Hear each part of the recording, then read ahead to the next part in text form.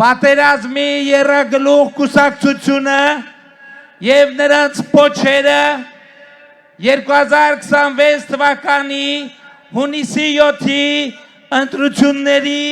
արդյունքներով չպետք է մտնեն խորհրդարան, չպետք է մտնեն խորհրդարան։ Սա Հայաստանի ժողովրդի արժանապատվության հարցն է, որովհետև այն քաղաքական ուժերը, այն լրտեսական ցանցերը, որ մտածում են կարող են գնել հայ ժողովրդին, կարող են անվանարկել Հայաստանի ժողովրդին, կարող են նրան համեմատել ծախու արարածների հետ, ահա այդ ուժերը պետք է ծնկի բերվեն քվեարկության արդյունքներով։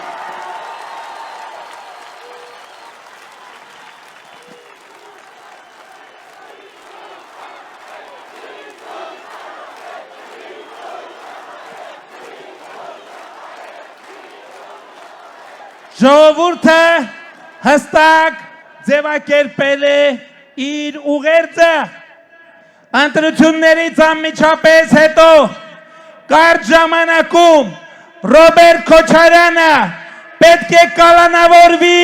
և կանգնի դատաստանի առաջ մարտի 1-ի վեճրագործության համար։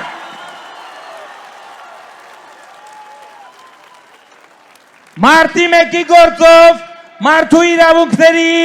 եվրոպական դատարանի վճիռը պետք է հասնի իր լրումին և մարտի 1-ի ոճրագործները պետք է երկար տարիներ անցկացնեն բանտում։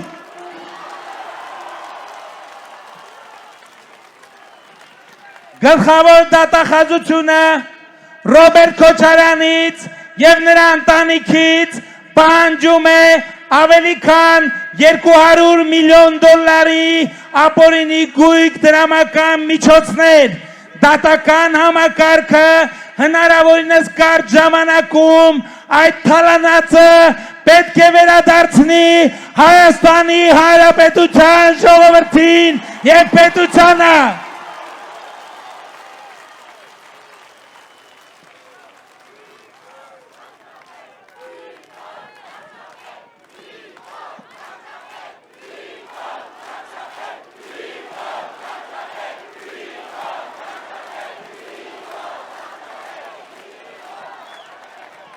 Կալուգացի օլիգարխը,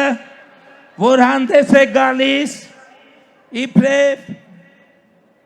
բանակի բարեգործ և որն իրականում զորամասերի վրա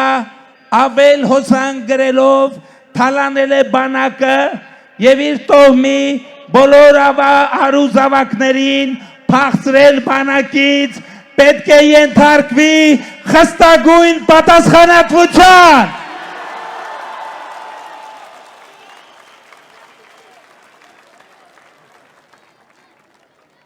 Կալուգացի օլիգարխը պետք է պատասխանատվության ենթարկվի, այդ թվում 300,000 ադրբեջանցիների մասին կեղծ լրտեսական օրակարգը Հայաստանի ներքաղաքական կյանք ներմուծելու համար։ Հայաստանի էլեկտրական ցանցերը պետական են և այլևս լինելու են միայն պետական։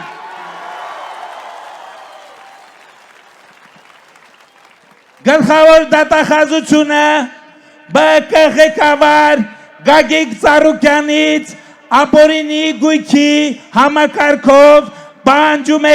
բռնագանձել ավելի քան $300 միլիոն ապօրինի ձեռքբերված գույք և ժողովրդից թալանվածը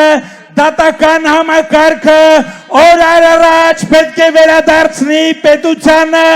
և ժողովրդին։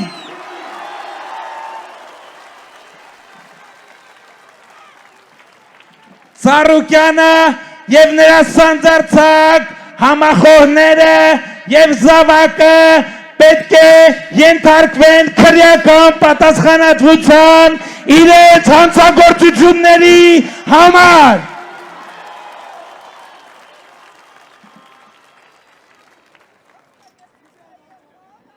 Եվ ընդհանրապես ժողովուրդ ջան, ես լսել եմ ձեր ուղերձը, որ ի վերջո Հայաստանի ժողովուրդը հոգնել է դատական Սանտա Բարբարա սերիալը հիշեցնող խեղճատակություններից։ Հայաստանում շարունակաբար գործող դատաիրավական մաֆիան արդեն կոնկրետ խաղում է ժողովրդի ներվերի հետ